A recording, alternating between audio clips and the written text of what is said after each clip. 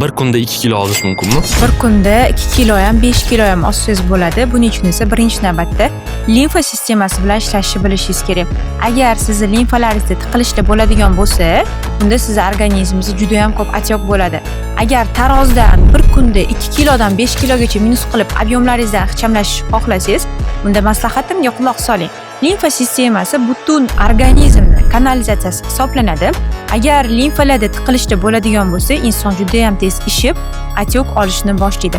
Hozirgi kunda ayollarimizda ham, erkaklarimizda ham organizmdagi 60% yog' emas, suv, ya'ni отекlar.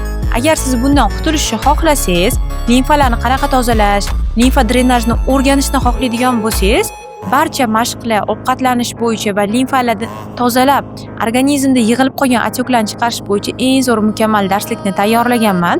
Darslikni qo'lga kiritish uchun esa kommentariyaga shunchaki 4 raqamini yozib qoldiring.